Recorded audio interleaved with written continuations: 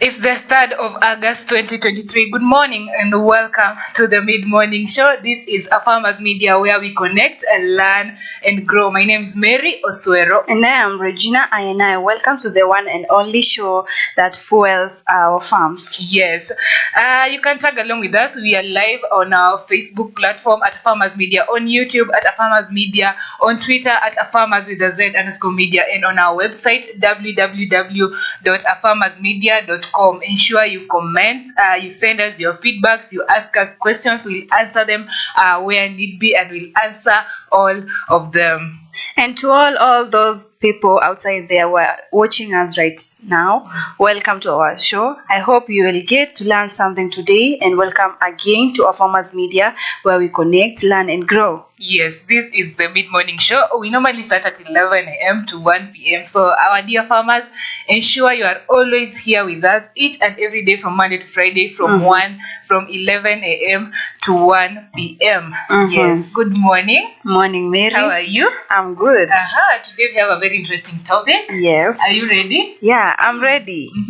Yeah, anyway, guys, stay tuned because Mary and I are going to talk about agroforestry and silvopasture. Yes, this week we've had some complicated terms.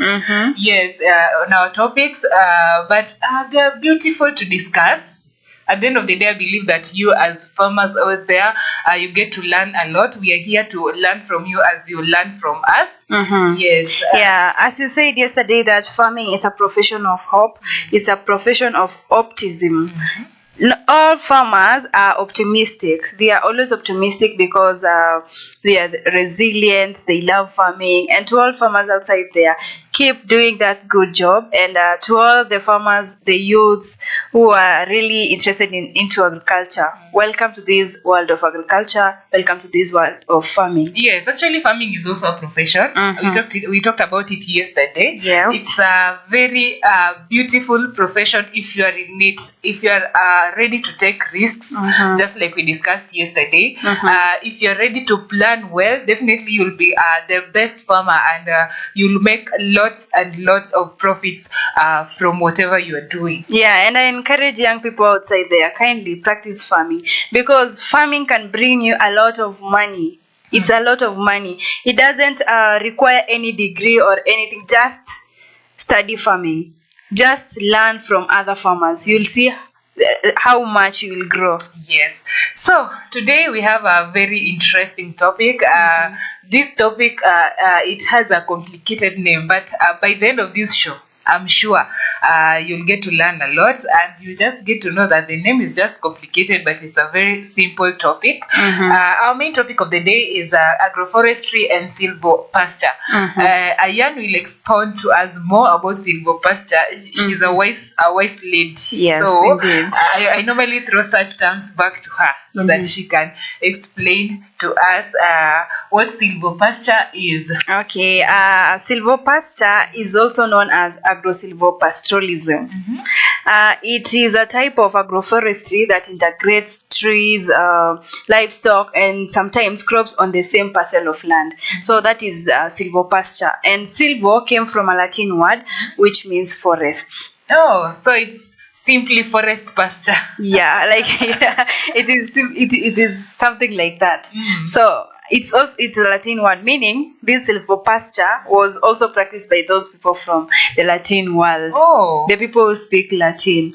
Yeah, that's very interesting. I told you she's a wise lady. She's always here to break it down for us. So we are going to discuss several subtopics that are under our topic of today. We have the types of agroforestry systems. We have the advantages of silvopasture. We have already defined a silvopasture for you. We have the disadvantages that we are going to tackle. So within this time that we'll be here, stay tuned. Ensure you learn something. we are always here to teach you. So kaa tu chini na kalamu na kitabu, you note down everything that we'll be talking about, or even something that you can take home. Yeah. So, yes. And you know that silvopasture is simply agroforestry. It's a form of agroforestry. And agroforestry is the planting of crops in the same piece of land, rearing animals, and planting other types of things in one piece of land. Yeah. So silvopasture is basically agroforestry. Yes. Silvopasture is basically agroforestry. Yeah, but now agroforestry is a wider term. Yes. Okay. It involves trees. Yes, most of it involves trees. The moment you've had forestry, yeah, just know has trees. Yeah, trees everywhere. There is no forest without trees. Yes, that will be actually, a bare actually land. the trees are the ones that make a forest. Name a forest now. Yes. So on the several types of agroforestry, first of all, we have alley cropping. Alley cropping involves planting rows of trees at wide spacings with the companion crop grown in the alley, ways between the rows. This system can provide income with the slower growing trees mature as the intercropped species are harvested annually. Actually, alley cropping is simply planting rows of trees. This one does not involve the natural forest, the ones that you just wake up and find them. It involves planting trees. And who plants these trees? Farmers. So it involves planting trees in rows. That is one type of agroforestry. And you know that this type of agroforestry is very beneficial to many farmers outside there who are practicing this kind of agroforestry. And actually, in alley cropping, we talked about spacing of crops last time. So when you're talking about spacing, it also applies in planting your trees. Even in forest, you need spacing, because when you talk about alley cropping, definitely what we mean, like planting trees in a rows. When you're planting them in a rows, definitely you need to space them. Because trees have roots. They have deep roots. So ndio zisishikane, so that they share the nutrients. You should practice alley cropping. So alley cropping is one type of agroforestry. Yeah, and also you can consider choosing the type of trees that you would like to plant on your farm. So make sure that these trees are not taking too long to mature. Like for example, the mugumo tree, it can take up to 50 years or what to be mature enough. So make sure that you are planting trees that can be beneficial to you as a farmer, something that can bring profits, immediate profits. So like maybe timber, you can plant timber and you will get lots of profits. Yes, definitely. When you plant these trees that you use for timber, it has so much we use them for the timber. We use them to build our houses, to burn charcoal. Yes, you can use them to burn charcoal. You can even just sell them like that, so that those who are using the mawetatu, they use them as fuel. I don't know if you understand the mawetatu. If you're from a village, definitely you know that in the village we cook using 3 stones. That's what I mean. So you can sell them out so that people can use them for fuel. Yeah, and you know that through this agroforestry, we can be able to curb deforestation, because a lot of people, especially from the rural areas, use these timber. They use a lot of timber. They use a lot of trees to do different activities, making charcoal for cooking purposes. Now the 3 stones, they use that one. So they end up cutting all these trees in that area, causing drought, and we don't want to experience drought. So agroforestry, when you plant your own trees, nobody will come and tell you that, why are you cutting this tree? It is your tree. You plant your tree so that you can get benefit from it, not like cutting other trees that bring rain. So make sure that if you practice agroforestry, practice it in good terms. Don't go around cutting other people's trees. Through agroforestry, you can get a lot of benefits, and we are going to talk about that later on. Yes, and actually, just like I was saying, when you cut down a tree, let me remind you, cut one and you plant two. Yes. Actually, nowadays you don't need to follow the rule of cutting one and planting two. You can cut one and plant 10. Yes. Yes, because those trees, they're the ones that help to bring rain. Yeah, So I if you encourage if that. You want rain, if you want rain in your farm, you should cut one and plant even 10. Yes. Yeah, and consider the fact that forests are habitats for animals. When you tell me that I'm going to cut some trees in the forest and maybe build a house for my cows or a den for my dog, so that is not a good thing to do. Because a kennel for my dog, that's not a good thing to do, because you will chase away the animals living there, and that will be very unfair. Okay, on to our next type of agroforestry. We have riparian buffers. Wow, riparian buffers. Yes. Nice. It's a complicated name. Let me explain it to you.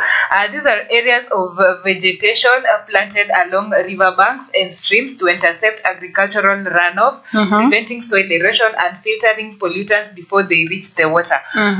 It's so simple. If you live next to a river, definitely there are river banks. I believe that even happens in your place. Yes. You plant trees next to a river bank. It prevents soil erosion. Last time we talked about cover crops. You planting even fruits next to a river. It can act as a cover crop. Yes, and it prevents soil erosion. Yes, and these buffers act as a wind shielders. They shield the plant from harsh environmental conditions like wind and many other harsh conditions that are natural.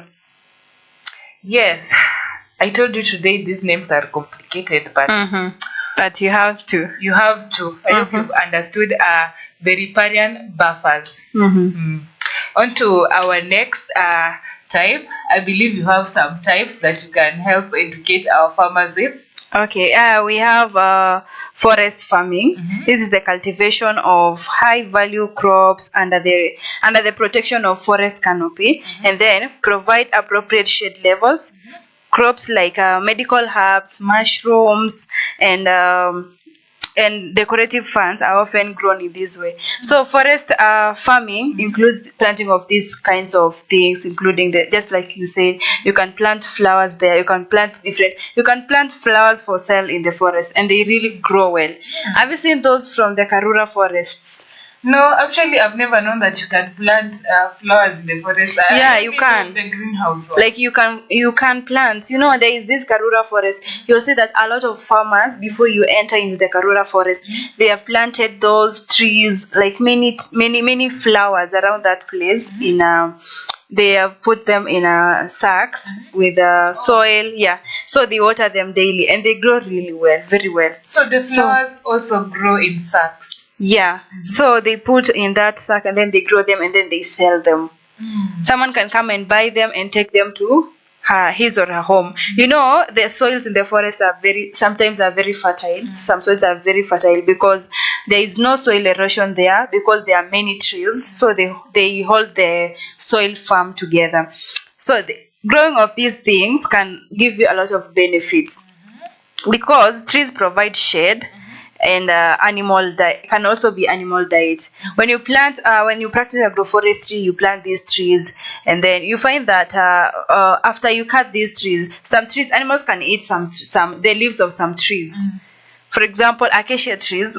Acacia trees in the desert, like cows, the sheep, and the goat, they really love the acacia tree. And even this leaves. animal, what is them? This long animal, the one that has a long neck. Giraffe. Yes. The giraffe can easily get to the acacia tree with the way they enjoy those leaves. Yeah, so when you plant such kind of trees, it is important, very important to you. You can get timber out of them. You can get your animals will get to eat those leaves, and often it contributes to animal other type of animal diets. For example, there are animals who eat the bark of the trees. So through that, they can profit from that. Your animals will get healthy and get enough nutrients. And also, you can plant the medicinal trees, the herbal ones. Yes. Those who lived in the past, our grandparents, they never used to have medicine. They used to use the herbal medicine, actually, not the ones that we have right now. They used to use the herbal medicine. And mostly, I think most of the herbal medicine, they only find them in places where they practice agroforestry. Yes, because they tend to grow there mostly. Yeah, and I forgot to tell you that silvopasture is also combining forestry and it is combining forestry and grazing or domesticated animal in a mutually beneficial way. So when you combine all of those kind of animals in one place, in one area, maybe you take the cows in that area, chicken, trees, you plant grass. You see, so when you plant the grass such as fodder, you can be able to sell this fodder. You can sell this fodder. You can feed them to your cows, and then in turn, the cows will provide you with a lot of milk and a lot of produce. And then the trees will provide the shade for the plants you have grown there, your chicken, your animals. So silvopasture is also a form of agroforestry that is very good. So it's a long chain that each and every animal benefits from the crops, and the crops also benefit from the animals. Yeah, so they mutually benefit from each other. You give me this, I give you this. It's like tit for tat. Yeah, so the farmer plants the trees. The trees give the farmer the timber, the shade, and the shade for his animals and the plants. And the animals also benefit from the plants by eating them. Okay. Any other type that you have? Yeah, we have windbreaks. So rows of trees or shrubs are planted to shield crops, soil, and animals from wind, which helps soil erosion and provides a habitat for wildlife. So windbreakers, they plant these trees. So there are other trees that are very wide. When you plant them, they grow in a way that they are spreading. So when you grow them in a row, it prevents soil erosion because of the roots. They hold the soil firm into place. And also they shield crops, and then they shield crops from harsh weather conditions, like maybe winds. So there are crops that have very weak stems, very weak roots. So when the wind blows, especially when it is very windy, so you tend to find that your crops are lying on the ground because of these strong winds. So these windbreakers, the planting of these kind of crops, the windbreakers crops, they prevent these kind of things to happen, like your crops being blown away by the wind, ending up to losses. And then actually, I think that's why they encourage you that when you're having crops in your farm, ensure that you have those fruit trees around. Yeah, you planted those fruit trees in between. I see most farmers who are practicing large scale farming, they really love doing that. They have their crops, maybe they have beans, and then in between there are trees. Even the coffee trees, I see some of them are planted in between some crops like beans. Yes. Those that are low, or even cabbages. They add the trees in between the fruit trees. Yeah, that is windbreaks. Those kind of trees are especially planted there to prevent wind from blowing away such kind of plants. And then it also through planting these windbreaks, it also provide habitat for wildlife. Wildlife don't just live in an open place because they are also scared for their lives. So they tend to hide in the forest, in the midst of trees. So through you planting these kind of trees, it is also very profitable. It is good for the wildlife, and also it's good for the entire Africa. Because as a farmer, we are African farmers, and we want our Africa to even grow and more, grow even more. So through these planting these trees, putting these trees on your farm, animals can find habitat, and that these animals bring income to us. Actually, I think that's why you have forests in our game reserves for the animals. So the moment you're cutting down trees and you're chasing, you're making the animals to lose their habitat, that's when you realize that an elephant has gotten into your farm, and you're asking yourself, Kwani, what happened? You got into a game reserve maybe and cut down trees, and then the animals definitely will just come and attack you in your home. So and that is a form of punishment that you can never evade. So be mindful of what you do in your farm. So make sure that you plant these kind of trees, and the wildlife. Africa is known for the wildlife. Yes. Many people come from outside Kenya to come and look at this beautiful wildlife we have here in Africa, Yes. especially in Kenya. They come to look for these kind of animals. We have the zebras, we have the antelopes, we have many kinds of wildlife animals. So if you want us like to cease getting these kind of visits from tourists, then Cut down the trees. yes. But if you want Kenya to go ahead, like to continue developing as a country, to continue earning these incomes from the tourists, so make sure that you conserve the forest, don't cut trees. At this point, I feel like we are promoting Africa to the world. Yeah. We should be paid.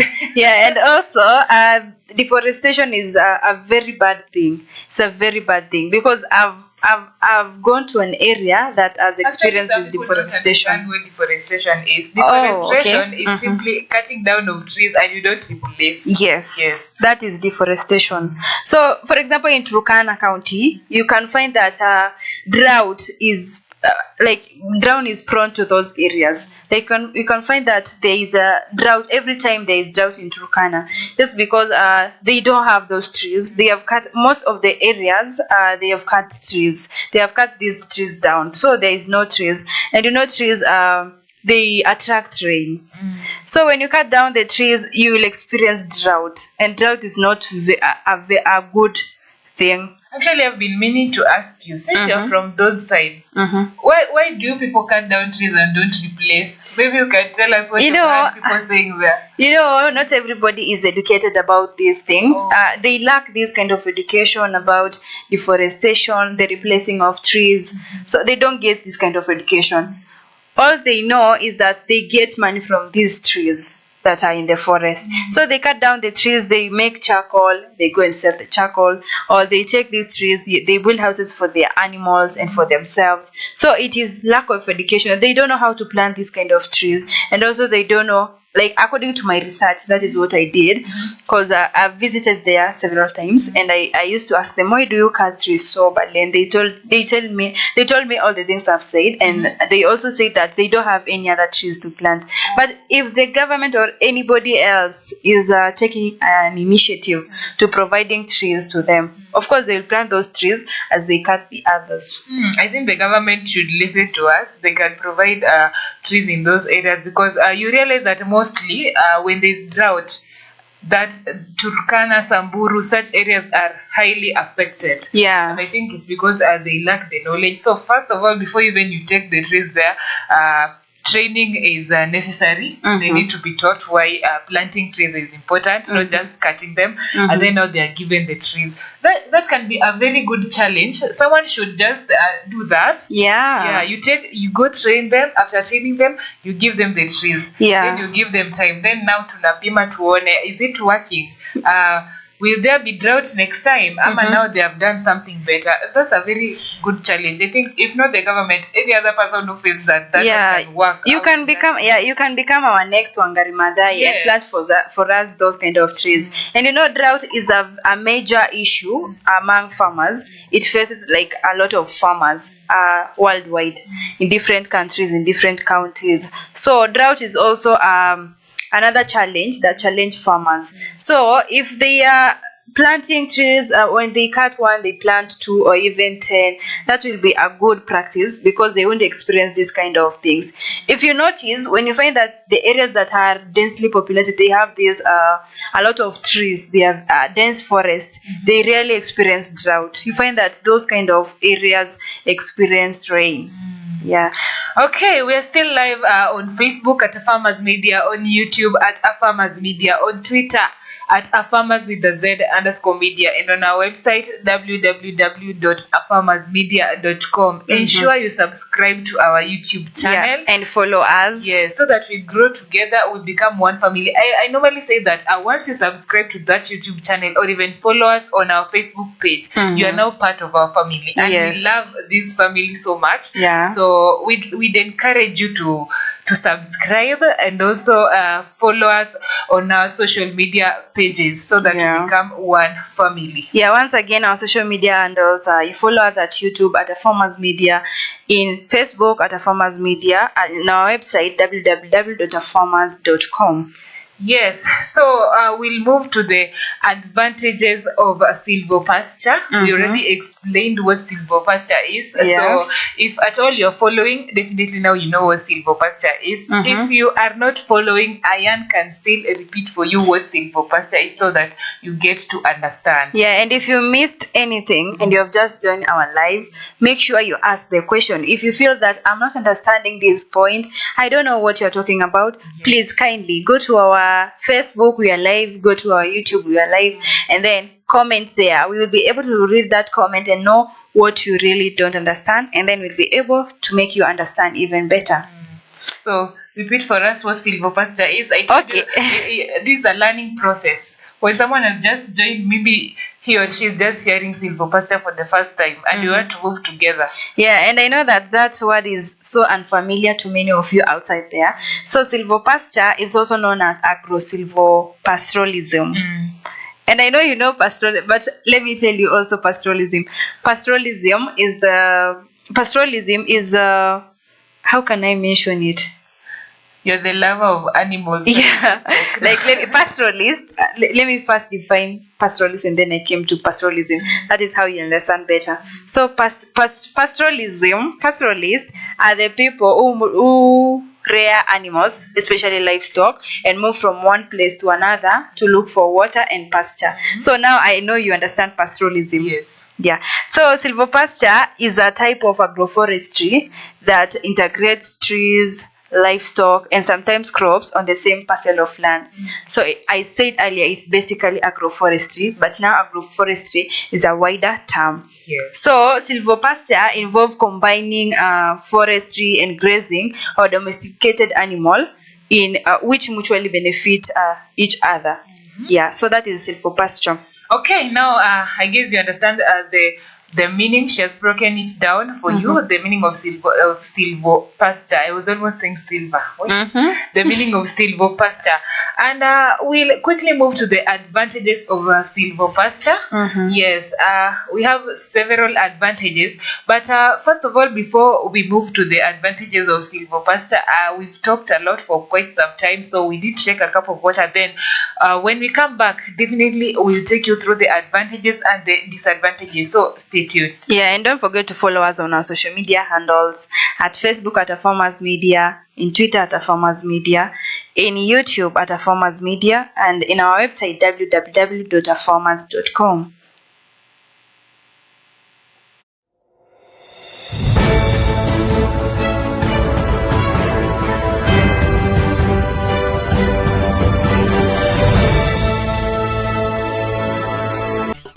Losing out on your crops or livestock can be a huge problem.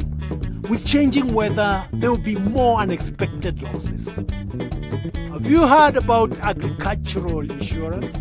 By paying a small amount of money each month, you can get paid out for serious losses to your crop or livestock. It is more affordable than you think. For a dairy cow valued at 100,000 shillings, the cost of insurance is 3.5% of that value. So, 3,500 shillings. That's about 10 shillings per day, or 1.5 liters of milk a week. Here's how to get insured. Contact an insurance agent. Someone will come and assess the expected yields from your crops or value of your animals. The insurer will then give you a cost and plan for your insurance. You pay the premium. That's the amount you need to pay to be insured for 1 year. That's it.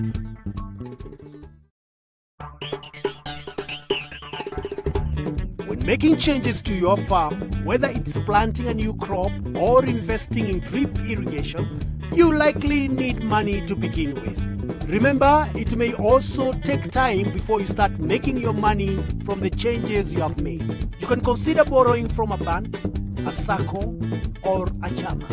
Note down how you will use a loan and how you'll make the money back.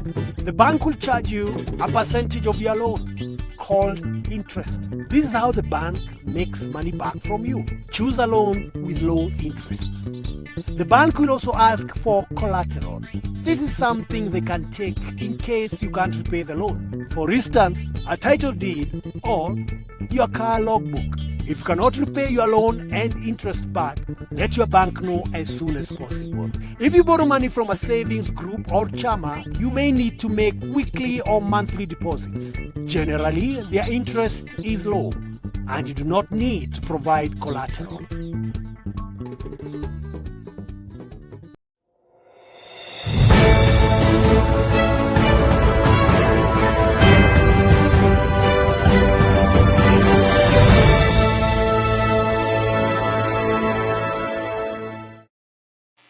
Welcome back to the mid-morning show. This is a Farmers Media where we connect, learn, and grow.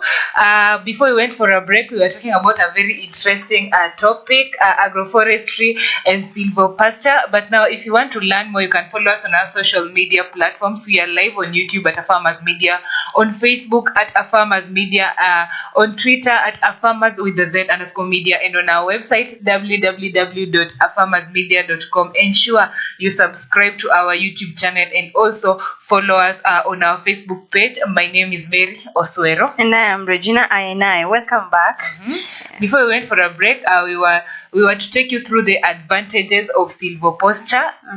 Silvopasture. These terms of today, we can very hard. It's very hard. Before we went for a break, we were to take you through the advantages of silvopasture. I got it right. Yes.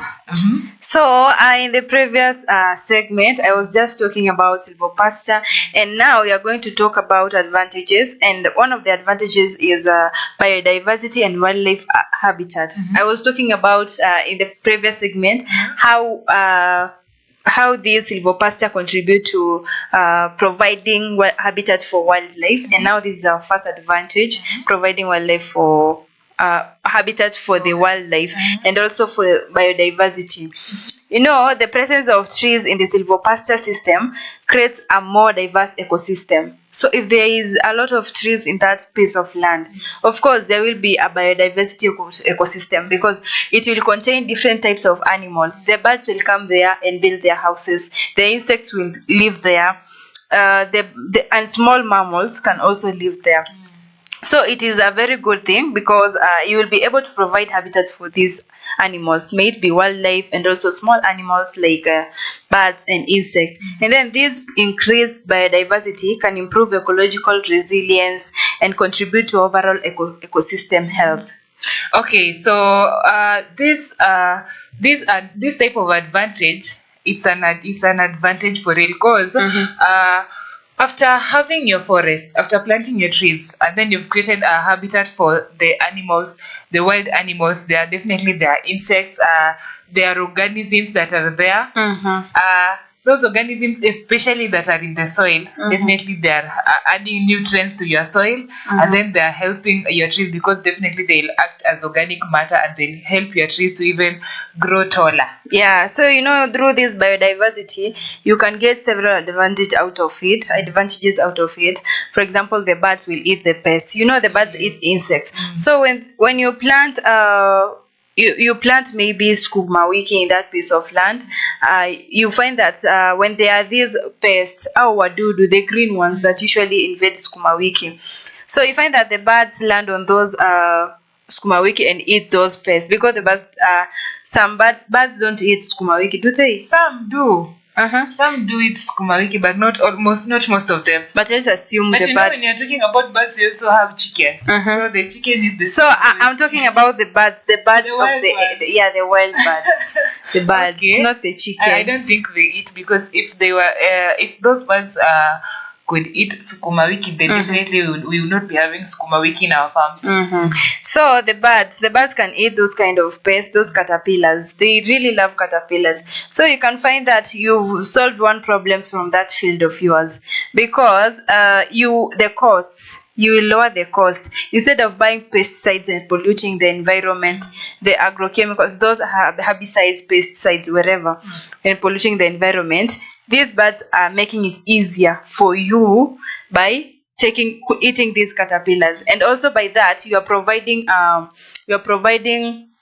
a habitat for them, because through the trees you have planted in that piece of land, through this process of silvopasture, the birds can be able to make their nests on that kind of trees. Actually, the only the only habitat that I'm so afraid of creating for an animal, like the only animal that I'm so afraid of creating a habitat for it is a snake. I fear snakes.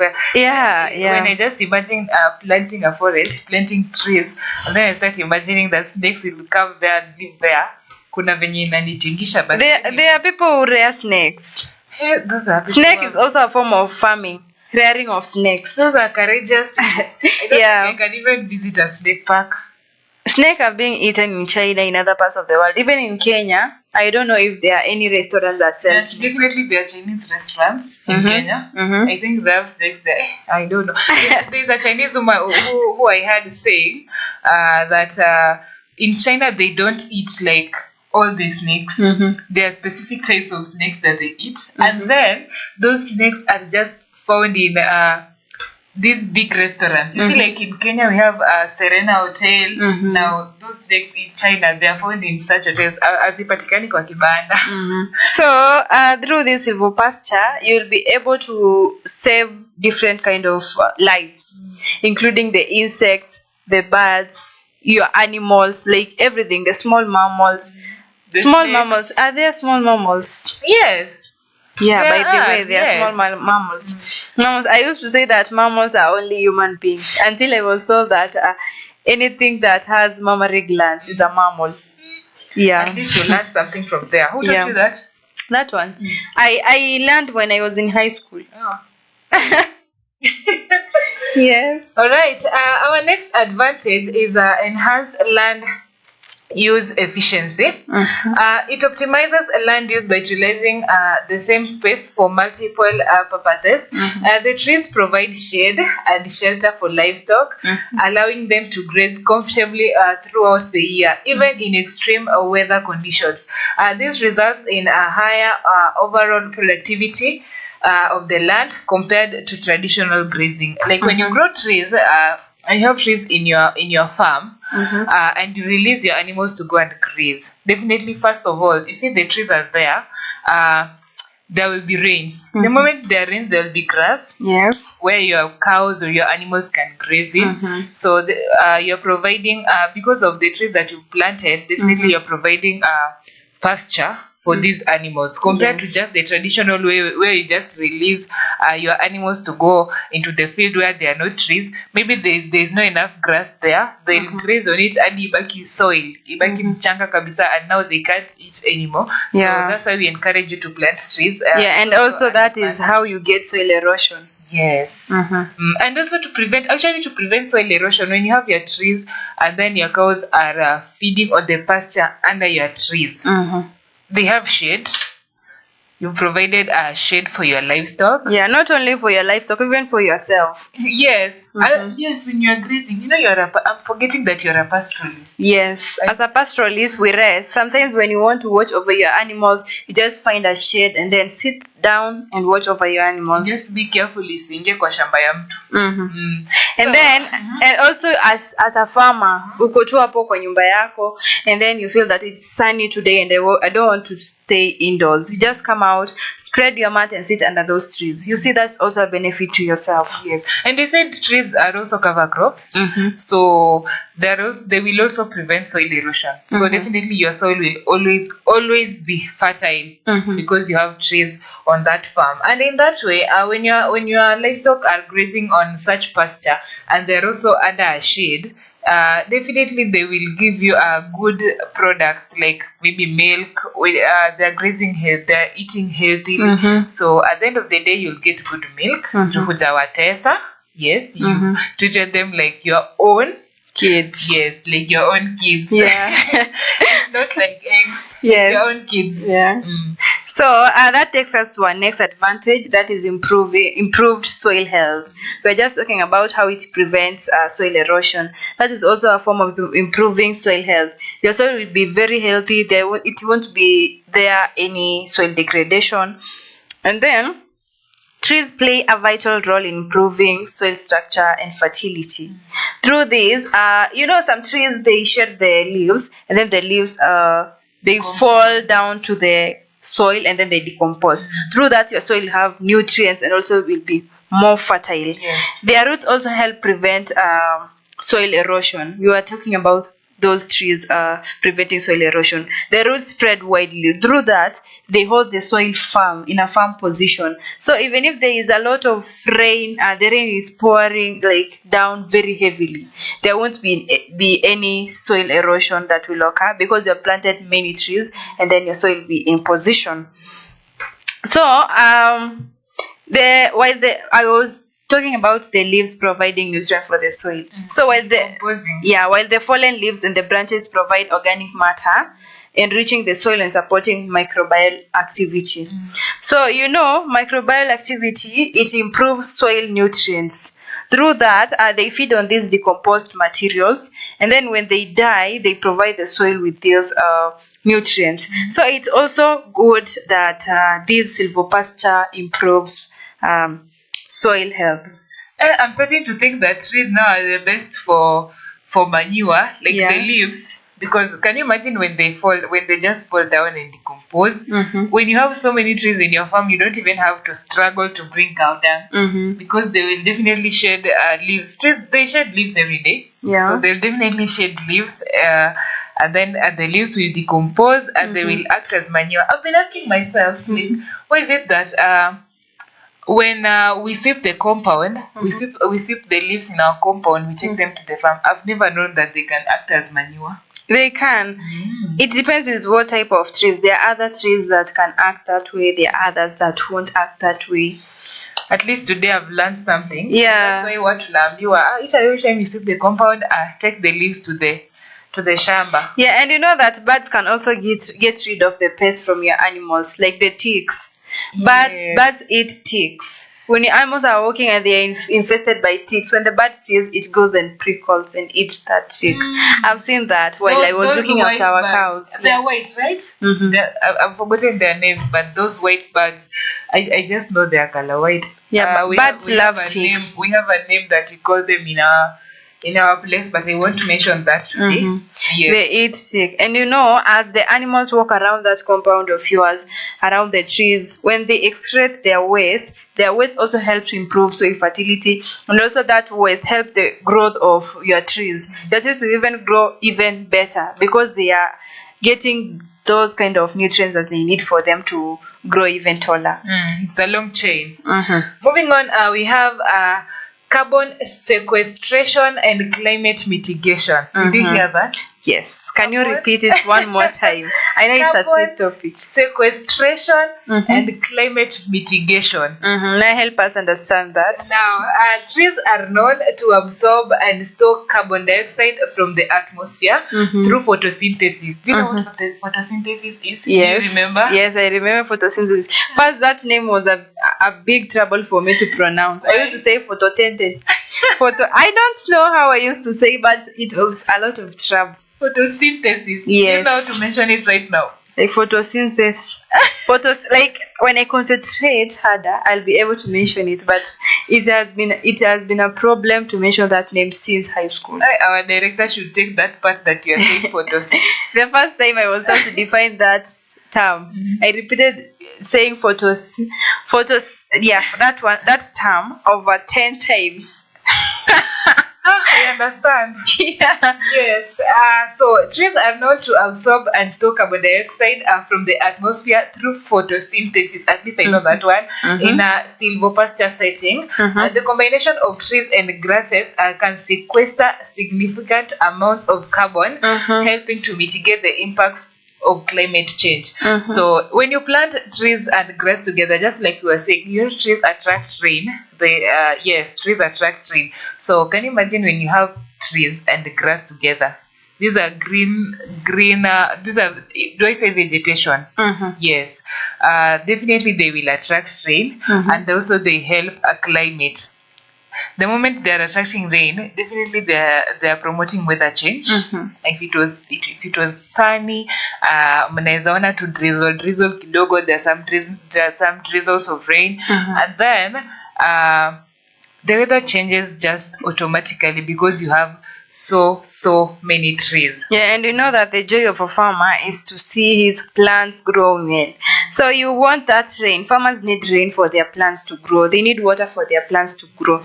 If you're a farmer and you buy a lot of water, it's very stressful to buy water for the plants because they consume much than you think. But if it is just rain, you have planted these trees and you're experiencing rain, then you don't have to stress over anything. Yeah. And then to another point, sustainable timber and non-timber forest products. You know, it is you can plant timber in your forest. You can plant other non-timber products. Maybe the avocado trees. You can plant mango trees. So through that, you'll be able to get a lot from that. You'll get a lot of good things from that. The planting of those kinds of trees, because when you cut down the timber trees, you will get timber, and you know timber is very expensive, especially when you take it to sell them in the companies. First of all, if you have a contract with companies and you are growing timber, so it will be very easy for you. You will get a lot of money through that. And also, not only timber, the pieces remaining, you can take those pieces and use them to cook your food if you're using those 3 stones. Yeah, Trees are very important, by the way. yeah, even when you are the jiko, when you want to light the jiko. yeah, you can take the timber pieces, the small one, you pick them and then put them in one place, and then you will be picking them every morning to cook your food. Yes. When you have trees, you're going to get a lot of profit, just like Ayan was saying, because first of all, they will shed leaves. Those leaves will decompose and then they become manure. We have branches. Those branches, you can sell them to people to use them as fuel, or you can use them yourself to save on your money so that you don't buy those branches from somewhere else. You can even use those branches to burn charcoal so that you have your own charcoal, or even after burning the charcoal, you can sell them out to your neighbors, or you can take it to the market. And then the fresh part, the good part, the timber, you can sell it to a hardware so that you get some money from there. And also the roots, there are some roots that can act as herbal medicine. Yes. They are the roots of some trees. Yes. So can you imagine you just have one tree, but you've made so much money from that one tree, and you just bought it maybe at 100 shillings a seedling. Yeah, so planting these kind of trees, be it non-timber or timber, it gives you additional income. You'll get additional income because you sell the fruits. Maybe you have planted the mangoes or you have planted the mangoes or strawberries or any other types of trees. So you'll get additional income from this kind of trees, because you're harvesting your fruits, the nuts, or anything else that you have harvested, that you have planted in that farm. So if you harvest them, you take them to your market, you sell. Instead, you get additional income because you'll also eat those fruits. You sell them, you do anything with them. The trees provide a farm soil for your plants. Like the kind of life that you will live is very simple and also stress-free, because you don't have anything that will disturb you, like disturb your mind. You're just relaxing, looking after your plants. Yeah. Do you think do we plant guavas? Guavas? Yes. I don't know. I've never seen a guava plant. You've never seen a guava plant? No. You don't like guavas? No. Where are you from?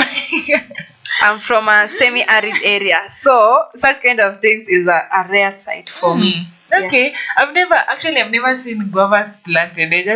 I just meet them by the roads or even in the forest. You can tell us in the comment section if at all there are places that guavas are planted.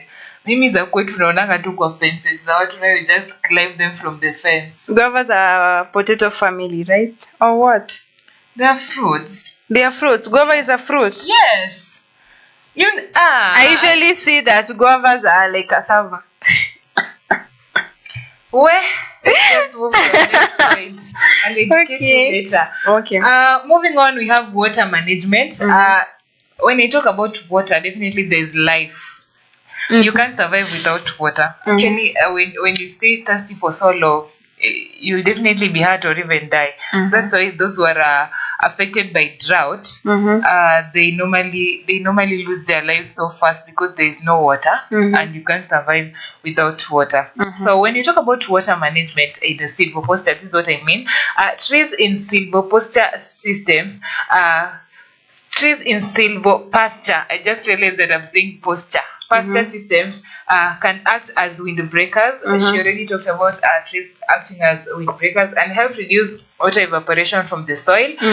They also aid in intercepting rainfall, which can reduce runoff and erosion, leading to improved water quality in nearby streams. The moment trees act as windbreakers, definitely the wind can't sweep away the soil that are under the trees. Yes. So there will be no soil erosion. Yes. And also they help reduce water evaporation from the soil. Yes. Yes, because the moment the sun and these trees, they act as cover crops. The sun won't get into the soil that much. It will be just a little amount of just rays, not even amount, just rays that will get to the soil. So definitely it won't be so hot that will make the water evaporate from the soil. Yeah, and put it in mind that these trees hold water. Like the leaves of the trees, they hold water. When the wind shakes the water, it goes directly into your plants. So it is very rare to find that your plants have dried up very easily. Yes. So they prevent soil erosion and they act as windbreakers, hence preventing soil erosion. Yes. And also they prevent evaporation of water from the soil, and that will make your soil ever soft. Your soil will ever be healthy because there is no erosion that has occurred and water is still in your soil. Yes. And you know, it rains a lot in places where there are many trees. So through that you will get enough water for your animals, for your livestock, for your plants. So you'll be able to harvest a lot of water. You can even get a borehole near that place, and you'll be able to sell water. You'll have a lot from that small silvopasture system. Actually, in such places, that's why you'll realize that there are so many people who have drilled boreholes. Yes. Because definitely there is water down there. Yeah. When you drill, you have to get water, but in this semi-arid area, you will struggle. Yeah, you know weather changes in time. So when the weather changes, you are very ready to face this kind of weather, especially drought, because you've already drilled your borehole, you've closed it until the time for the droughts. You still use the harvested water. So when the drought strikes, you will be on a good side because you have your borehole. But if you want to prevent that drought, ensure you plant trees. Don't just cut trees and then you don't replace. When you cut one, if you can afford two, plant two. If you can't afford the two, I'll not encourage you to plant one. If you can afford more than two, just plant even 10. So that you even help people from your area. You know, when you plant trees, rain will not only come in your home, it will come in that whole area.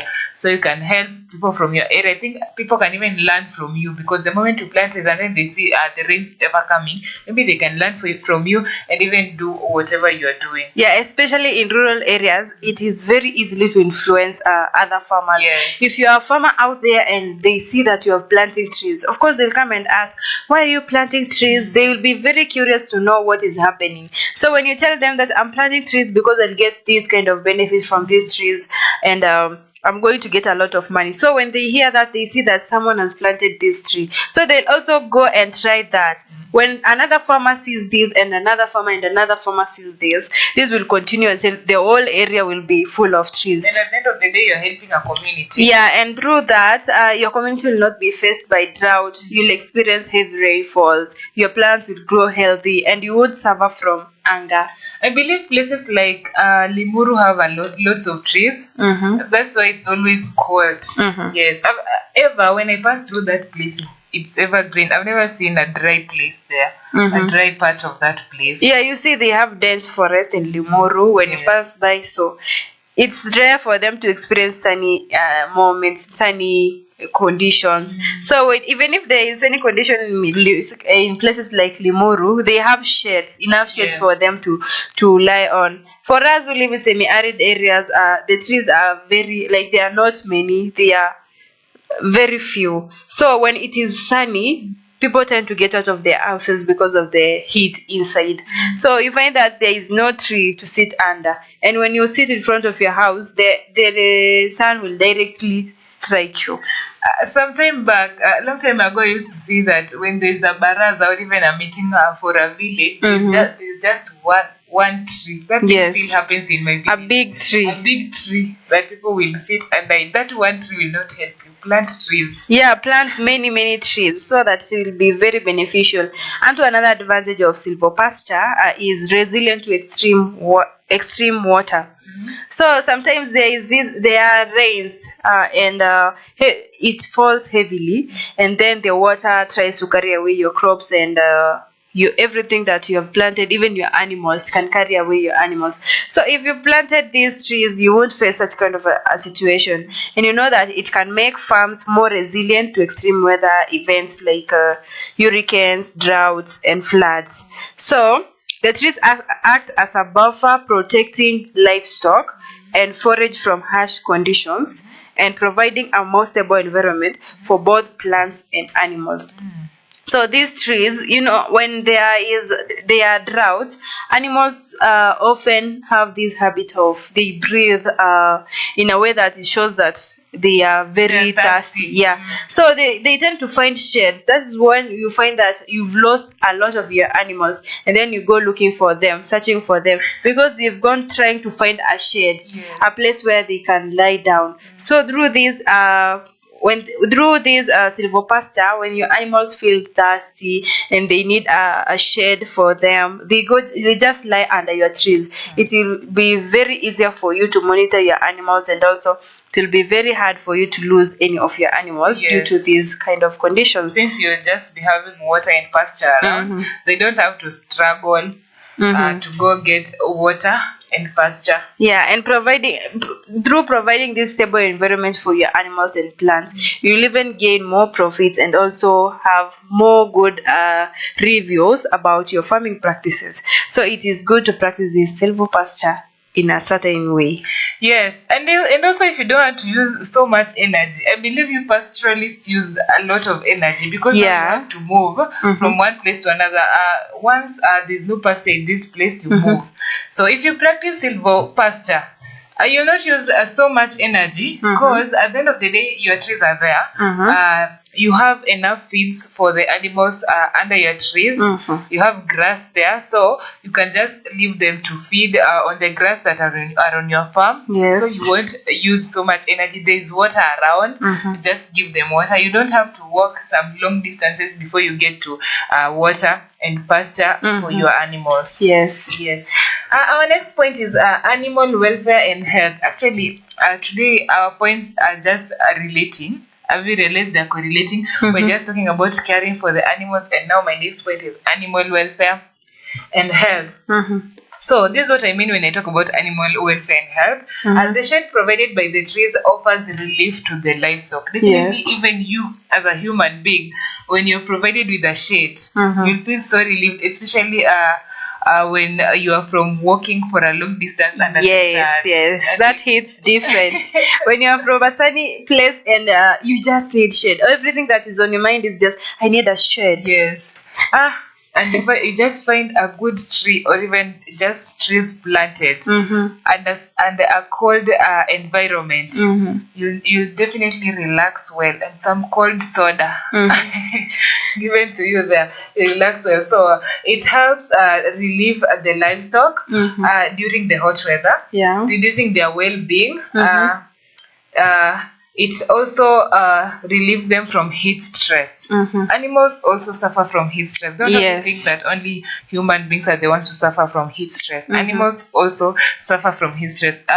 Long time back, I used to think that since the animals have that hard skin, like for the cow, they have their skin, their hides.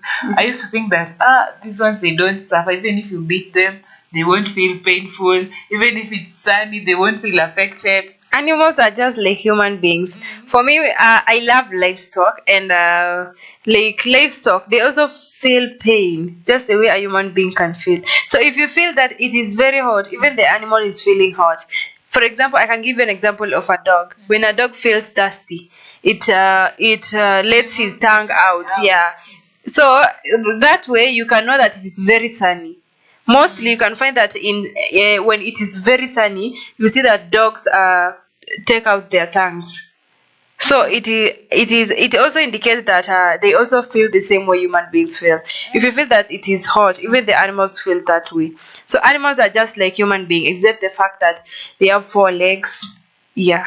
I used to beat our cows thoroughly. I never used to feel that those cows, they also feel they feel painful when you beat them. Yeah. So it relieves them from heat stress. You don't want your animals to suffer from the sunny environment. So the planted trees in your compound or even in your farm can really help. The presence of the trees also promotes a healthier grazing environment, potentially reducing the risk of certain livestock diseases. Yeah, exactly. When livestock feed on healthy grass, when they have the healthy feeds, definitely some diseases will not attack them. I don't know if animals also have these diseases. Like for us human beings, you realize that we have kwashiako. Hey, they do have. Animals have such kind of things. If they are like they are very unhealthy, you see that the animals are very thin.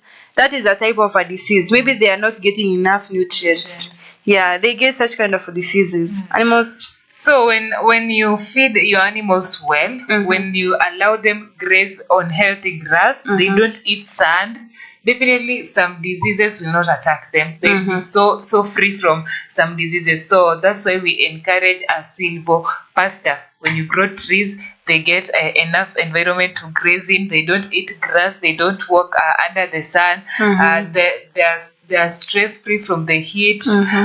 They'll grow healthy. Yeah. And the diseases will not easily attack them, unless Nile may be now that this disease has to get into this animal. But when you keep your livestock well, you feed them well, the diseases will not attack them. Yeah, but anyway, we have talked a lot about the advantages of silvopasture. We have encouraged you how good silvopasture is. But anyway, everything comes with consequences or a disadvantage or a negative impact. And before we move to the disadvantages, let me mention this last one called long-term sustainable land management.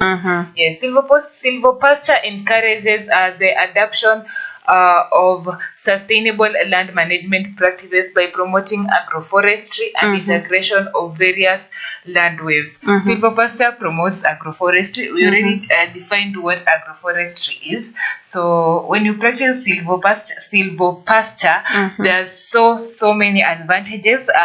We could not exhaust all of them for today, but definitely there's always a next time. Or even if you have any other advantage that you feel we haven't talked about and you'd like our viewers to learn from it, you can write it in the comment section. We'll read it to them, or even our viewers who will be watching later can even come and read it from the comment section and learn from you, as we also learn from you. You learn from us at the same time. Yeah, and don't forget that we are live on YouTube, we are live on Facebook at Farmers Media, and we will continue with the disadvantages of silvopasture now. Yes. Yeah, so the first disadvantage is complexity.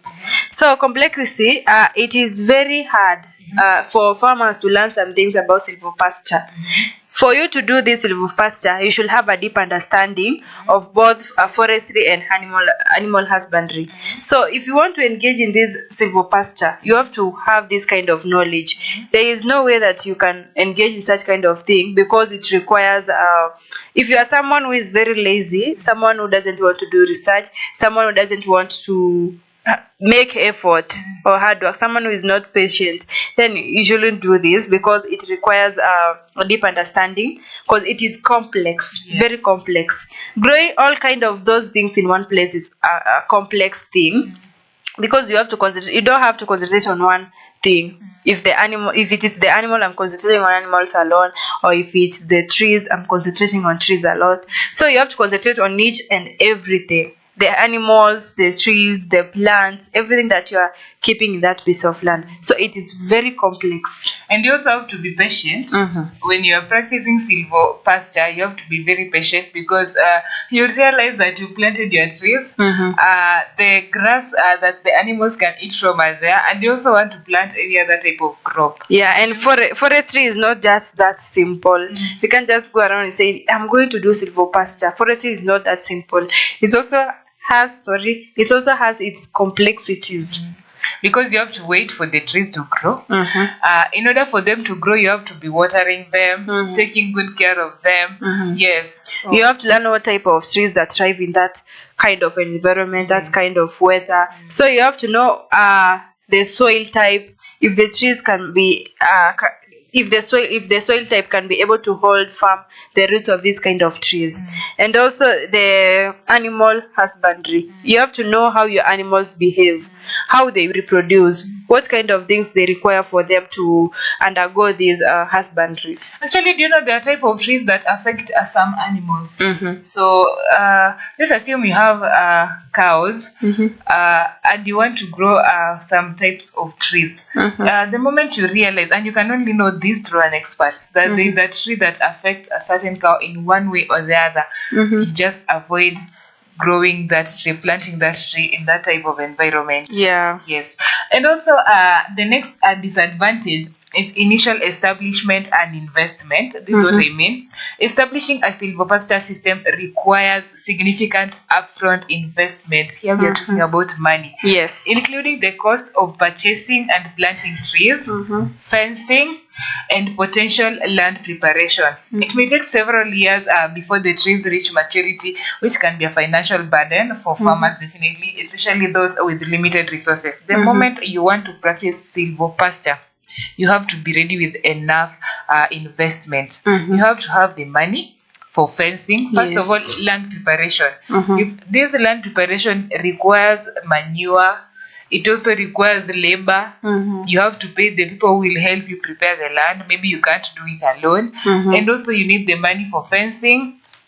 You have to purchase the trees because you don't just go and pick trees. You have to purchase the trees. So you have to be ready with enough resources. So this can be a disadvantage to someone who is not ready and you just want to do it without even planning, without even having enough money. Yeah. So having enough investment is very, very key. And you know that initial costs can really mess you up. They can really mess you up if you don't have enough cost. Initial costs are very important in this silvopasture because you need to purchase each and every item that will enable your practice to go on well without any disadvantage, without any further disadvantages that can come, and yet you could prevent this type of disadvantages. And also when you're purchasing trees, know which types of trees you want to purchase. How will they help you? Yes.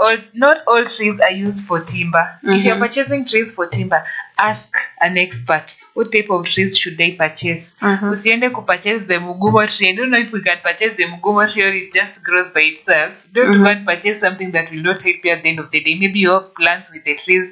You're planning that in future you cut them and then sell them as timber, and you're just going to pick something that when the wind blows it's already bending. And you know that another disadvantage is disease and pest management.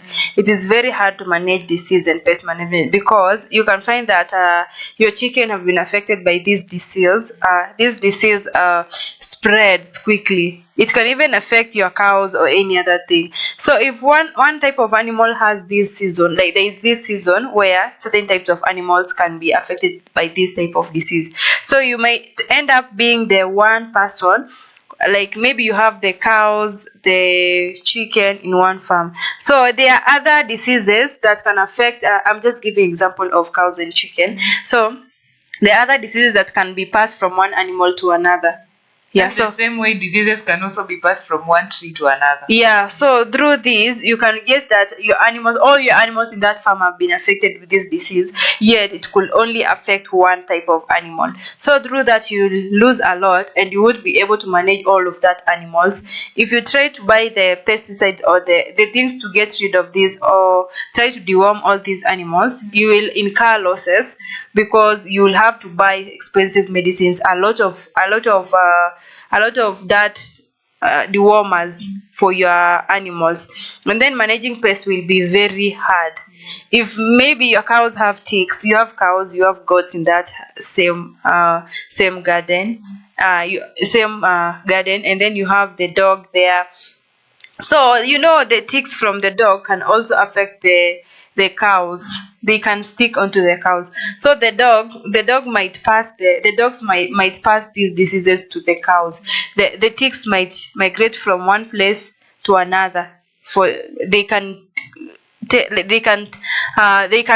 come from the dogs and go to the cows. So through this, it will be very bad. It will be very bad because these ticks can suck blood from the cows, making them have this disease. I have forgotten the name of the disease. When the cow is eaten, like it is when it is sucked. I don't know how to say it. When the tick sucks the blood from the cow, the cow gets this kind of a disease that can kill the cow in an instant. And actually, when you after you planted your trees, and just like Ayan has given an example, and you take your animals to that forest, definitely if your animal has a disease or even has come along with some pests that can get into the trees and affect them, your trees will definitely be affected in one way or the other. Yeah, and that this silvopasture comes also with certain disadvantage during the growing of trees. Some trees attract different types of weeds, so they end up growing there. These weeds can influence your plants, and also when the cows, there are certain types of weeds that the cows eat, and they get they bloat and then end up dying. So they can also influence the growth of weeds in your farm. Okay, another disadvantage that you have is tree and forage competition. During the initial years of establishment, young trees may compete with forage plants for sunlight, water, and nutrients. This competition can impact forage growth and potentially reduce available grazing areas for livestock, leading to lower immediate productivity. The moment you grow your trees and also their forage plants there, it will be a 50-50 competition because the trees want the nutrients, the forage plants also wants the nutrients. So maybe the grass will not grow as well. The forage plants will not grow as well because now they are competing. And at the end of the day, you realize that that place is not so green as you expected. And now your livestock cannot even graze on that environment. So you have to consider that when you're growing your trees, first of all, you focus on the land preparation so that there is no competition between the trees and the forage plants. And also, this is where spacing comes in. When you space well, there will be no competition between the forage plants and the trees. Yeah, and also if you space your trees well, it will be good because they won't compete for sunlight with the crops. And then if you closely plant them, they will form a canopy. Canopy doesn't allow any sunlight to come through. So through that, they are covering the crops, making them not experience any sunlight. And through that, your crops will die. Yes. Moving on, we have species selection and management complexity. Species selection and management complexity. Choosing the right tree and forage species suitable for the specific climate, soil, livestock can be complex. Proper species selection is crucial to ensure the compatibility of the components in the silvopasture system and maximize its overall productivity. I talked about selection just a while ago. When you want to plant your forest, you have to choose the right trees according to what you want to do with them. I said if you want your forest to be full of timber, go for the right seedlings. Don't just go and pick. You can't pick a fruit seedling that you're taking to that farm and you expect timber at the end of the day. It will just be bearing fruits. It will just be there will just be fruits on that tree, and you'll even feel bad when you want to cut it because now it is giving you fruits. So if you want timber, focus on timber. Focus on trees that can give you timber. If you want fruits, go for trees that will give you fruits. Yes. If you want just trees that for decoration, because there are trees that can also just decorate your farm. If you want trees that will decorate your environment, just focus on the trees that will decorate your environment. Don't say that you want timber and then you're going to buy trees that will decorate. You'll get confused. If it is for aesthetic purposes, then go for them. Anyway, another disadvantage is labor intensive. It is labor intensive because you have to monitor your animals, your plants, so it will be very, very hard for you. You will use a lot of labor for that because you have to employ different kinds of people. There are people who look after your chicken, there are people who look after your cows, there is someone who will look after your crops, there is someone who will look after your trees. Because you can't employ one person to look for all of that, you will end up messing because it will be impossible. Multitasking is not an easy job, so it will be labor intensive.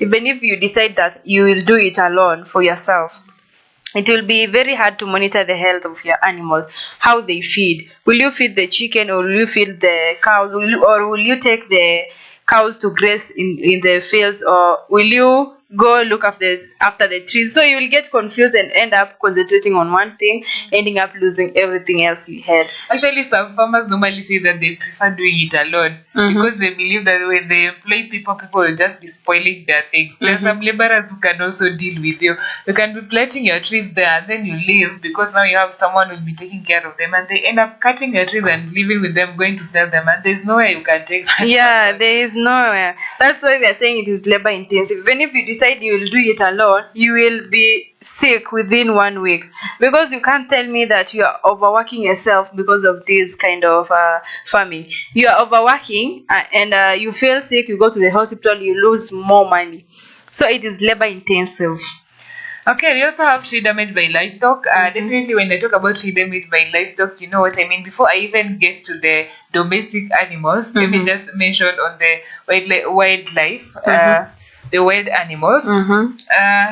Elephants can destroy. Those are big animals. They can destroy trees. Yes. When they decide that they want to destroy something, they will destroy it. So that's why it's also a disadvantage when you are practicing silvopasture.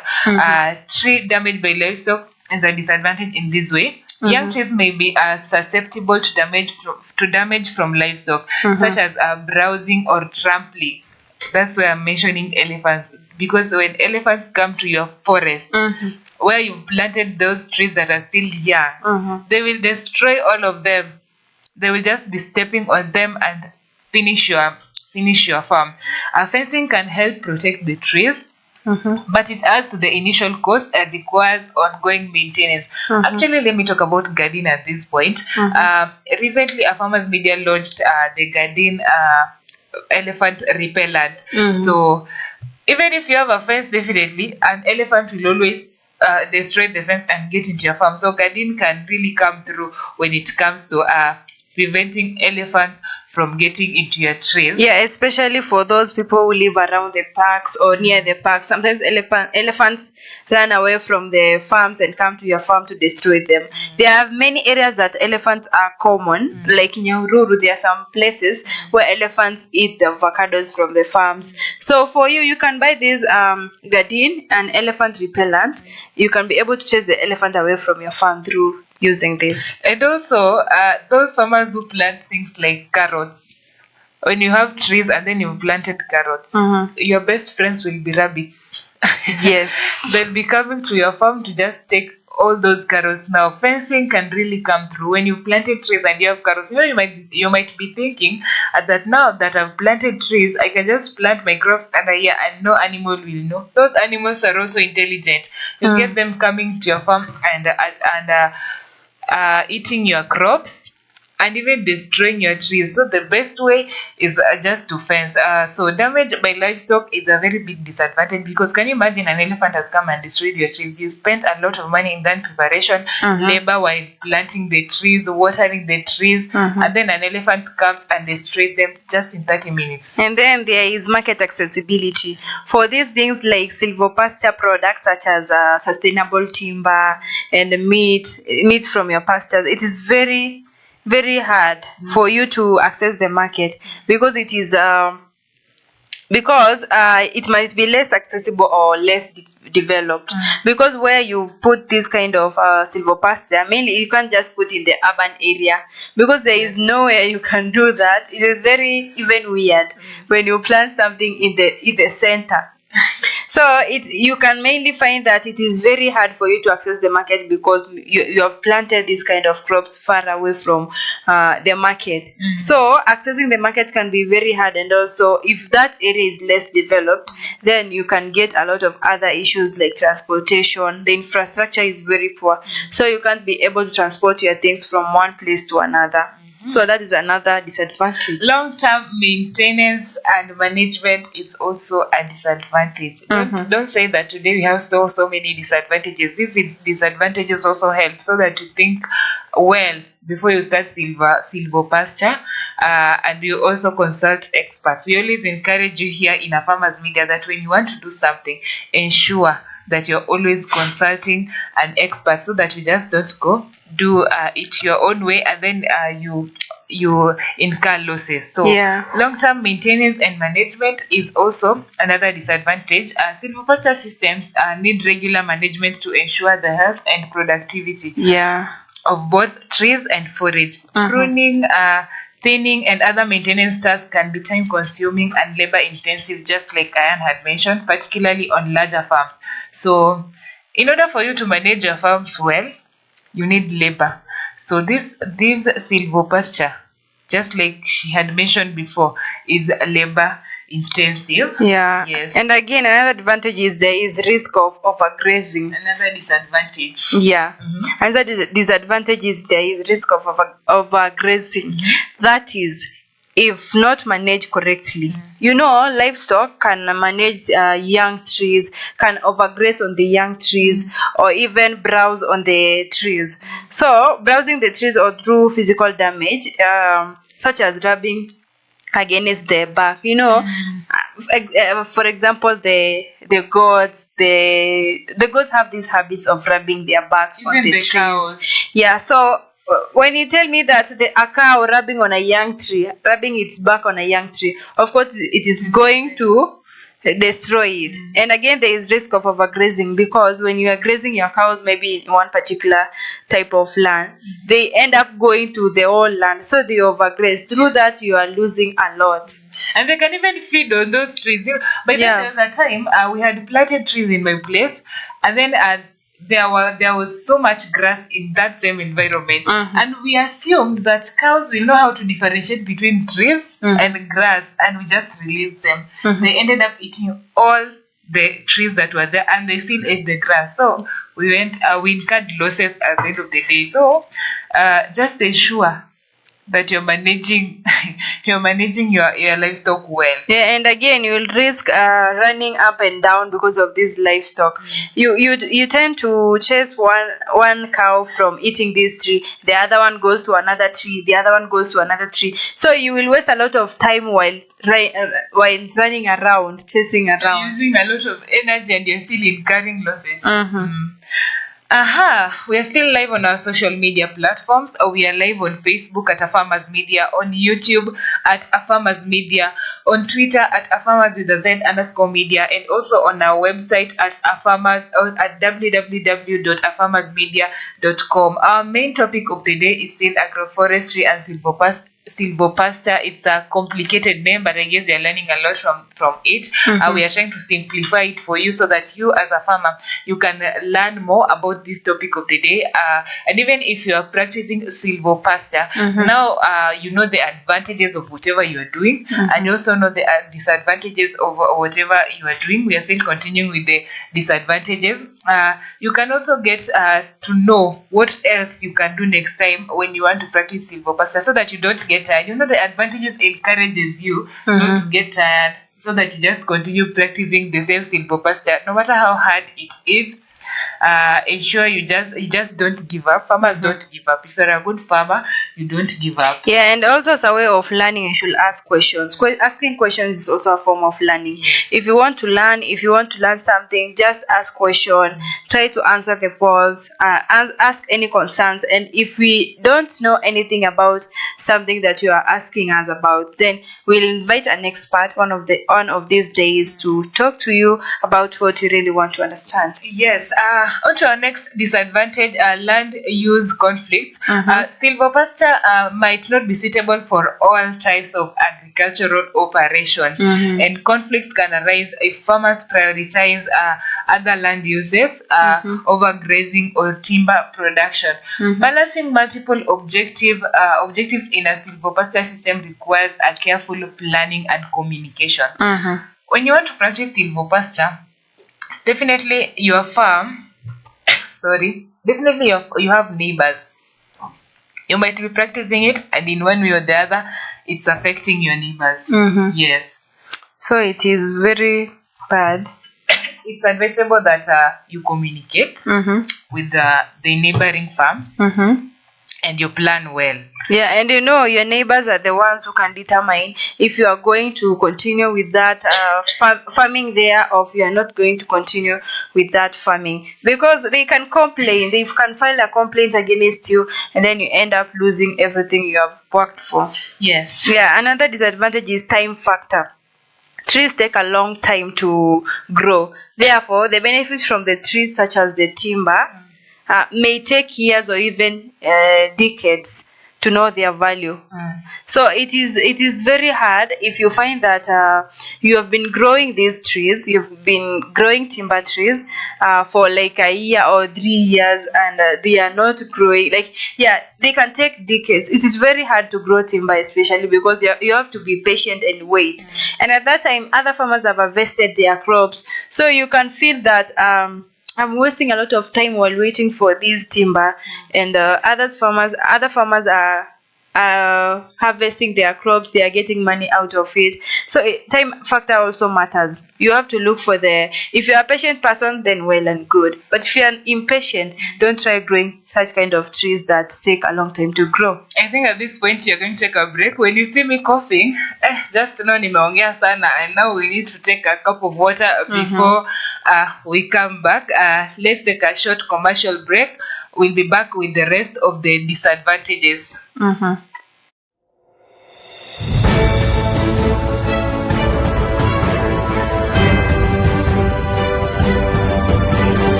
Smart farmers know savings are important. They can help you through hard times, like when you have poor yields, or help when buying inputs in the new season, paying your labor, or if you want to start planting a crop you have not grown before. Work out how much you can afford to save each month and stick to it. If you can make extra money, add it to your savings. Say for example you need 20,000 shillings for the next planting season. Plan to save 5,000 shillings each month for 4 months. Think about where you'll keep the money that you are saving. Bank is a good option. Your money will be safe, and if you keep it there for long, you can make interest. Remember, some bank accounts you have to pay for, so try to find one that's free. Keeping your money on your mobile phone is also good.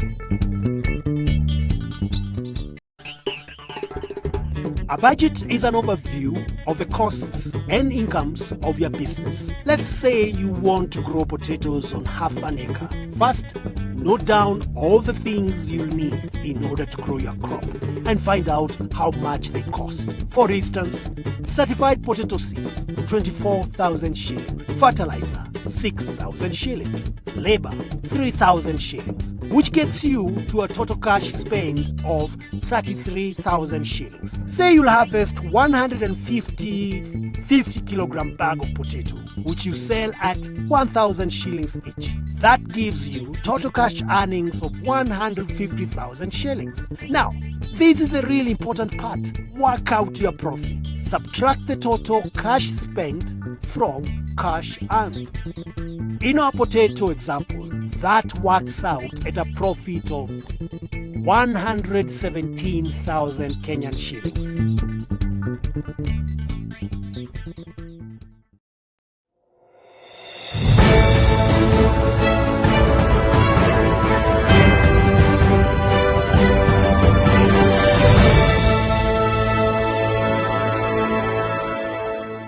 Welcome back to the mid-morning show. This is a Farmers Media where we connect, learn, and grow. Today we have a very interesting topic: agroforestry and silvopasture. Ensure you are tagging along with us. We are live on Facebook at Farmers Media. We are live on YouTube at Farmers Media, on Twitter at Farmers with the Z_media, and on our website www.farmersmedia.com. My name is Mary Oswero. And I am Regina Ayanai. Welcome back. Welcome again. Continue asking questions and comments. We are here for you. Welcome to our Farmers Media. This is home, and we want you to feel at home. Yes. Before we went for a break, I was having a little cough. I'm sorry about that. You know, when you talk so much, you can find yourself coughing because now you can't control it. That's why we have breaks. We are talking about disadvantages. Actually, we are back with the rest of the disadvantages. We're just going to rush through them so that we also get to move to the next show. Yeah. So our next disadvantage is a limited livestock space. While silvopasture provides shade and shelter for livestock, it can also reduce the overall available grazing space compared to open pasture system. This limitation may necessitate rotational grazing or supplementary feed during certain times of the year.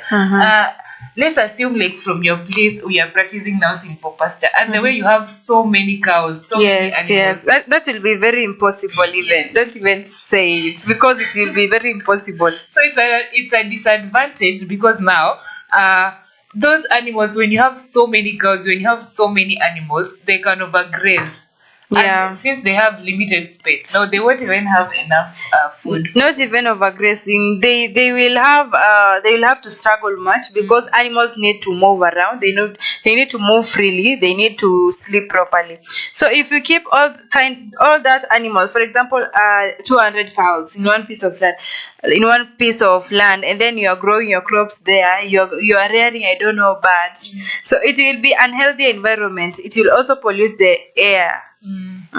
Yes, when you have so many animals, it's a disadvantage for you. You can't practice silvopasture so well. Yeah, unless you have a very large land. You have hectares of land. Practicing large-scale farming. Yes, if you have a hectares of land that you can do that, then that is good. Those who are from semi-arid areas are just encouraged to just practice the open grazing, open pasture systems, just like people from her place. Yeah. They are pastoralists. Just move from one place to another. Nobody's limiting any animal. Yeah, and trees take very long to grow in such kind of areas, like especially different types of trees. There are other trees that take even 3 years to mature, not even 5 years to mature enough. So you can't wait for such trees. For example, the fruit trees are very impossible to grow in semi-arid areas, especially the tamarind. I've tried growing the tamarind, and I grew it when I was in class 6. Class 6 is until now.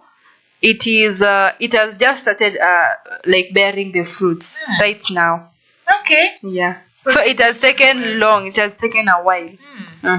Okay, at least you tried something new and it worked. Yeah. Even if it has taken long. Yeah. Another one is market acceptance and value chains. The market for timber and non-timber forest products from silvopasture systems may not be well established in some regions.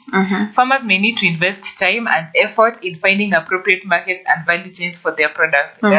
When you're growing trees, definitely you'll not get good. Do you think we can get good market for timber in your place?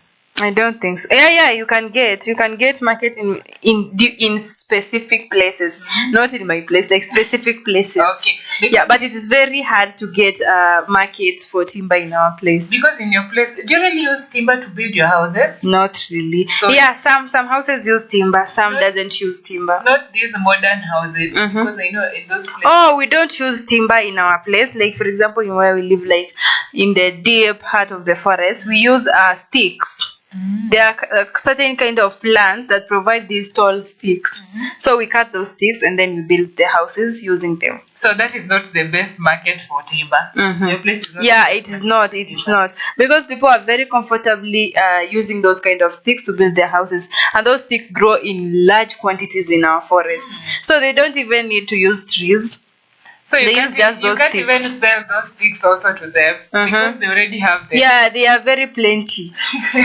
You are a disadvantage to this to the society. Yeah, because and they can't sell to you timber. Yeah, and again, you can use both the short sticks and the long ones, because you can take the short ones and put it in a way that they become long. So you tie until they become very long. You people just depend on yourself. You don't want people to help you. Anyway, that is how people do. Another one and the last one is knowledge and training. Successful implementation of silvopasture requires knowledge and expertise in agroforestry practices, livestock management, and sustainable land use. Lack of training and access to information can hinder adoption and lead to suboptimal outcomes. When you don't get enough training, when you don't have enough knowledge about our topic of today about agroforestry, definitely you won't really do well when you try to practice it. You have to get enough knowledge on silvopasture. Yeah, and that's why I always encourage people to do research before engaging in any farming activity. If you're interested in agroforestry, go look for experts. Ask them. Go look for those people who are practicing agroforestry. Ask them, what am I going to do? What is the steps? What are these steps that I can use to practice agroforestry? They'll be able to tell you. Go to social media accounts. Go everywhere. Engage yourself in social media. Look for farming sites. Read about agroforestry. So with the enough knowledge, you can be able to practice this kind of agroforestry. Yes, I want to believe that everything we talked about agroforestry and silvopasture has been of benefit to you. Thank you so much for tagging along with us up to this point. I don't know if you have any last words. Yeah, for me, what I would like to tell you guys is that if you have recently joined and you haven't listened to any of our shows, you just found the last bit, make sure that you go ahead to our social media account. That is Facebook Farmers Media, in YouTube Farmers Media, in Twitter at Farmers Media _ at Farmers with a Z _ media, and then in our website www.farmers.com. So make sure to tag along and look at what you might want to learn about on our social media accounts. And also, if you've seen any topic that we tackled and you want details, you want it in details, I believe we always explain them in details. Just go back, scroll back, watch the whole video so that you also get to learn about something that maybe you didn't hear when we started, or maybe if you joined us late, you can just scroll back and also get to learn a lot from what we've done before, and even what we've done. And again, thank you so much for continuing tuning in. Thank you so much for continuing being with us here. You know, when you are watching us, a form of that, we are communicating with you guys. We are communicating with someone. Thank you so much for being patient and for watching our shows. Continue watching us, even in our farm drive, our next show. Yes. So thank you so much. As always, we always have our proverb of the day. We are wise women, so we have to tell you the proverb of the day. So our proverb of the day is: every day is Earth Day when you work in agriculture. Every day is Earth Day when you work in agriculture. I'd like to appreciate our producer and our director, Dotrin, for handling us well in this show. Asante sana. We really appreciate you for taking your time and directing our show. Thank you, our producer, who I'll not mention the name. Thank you so much, our viewers, for being here with us up to this point. That's all we had for you today. Continue tuning in for our next show, which will be Farm Drive from 3 p.m. to 5 p.m. And enjoy the rest of your day. My name is Mary Oswero. And I've been Regina Ayanai. Have a lovely day.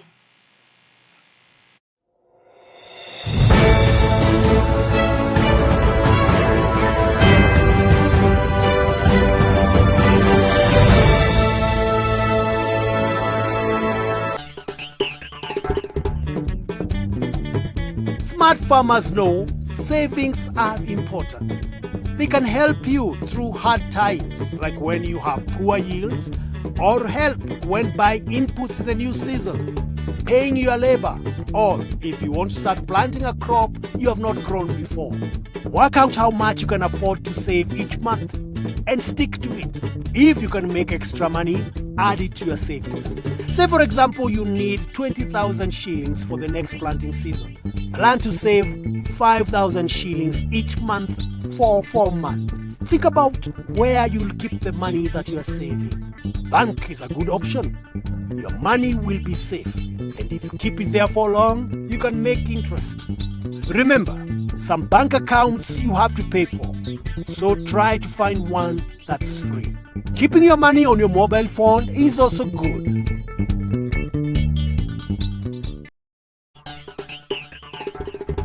A budget is an overview of the costs and incomes of your business. Let's say you want to grow potatoes on half an acre. First, note down all the things you'll need in order to grow your crop and find out how much they cost. For instance, certified potato seeds, 24,000 shillings. Fertilizer, 6,000 shillings. Labor, 3,000 shillings, which gets you to a total cash spend of 33,000 shillings. Say you'll harvest 150 50-kilogram bag of potato, which you sell at 1,000 shillings each. That gives you total cash earnings of 150,000 shillings. Now, this is a really important part. Work out your profit. Subtract the total cash spent from cash earned. In our potato example, that works out at a profit of 117,000 Kenyan shillings.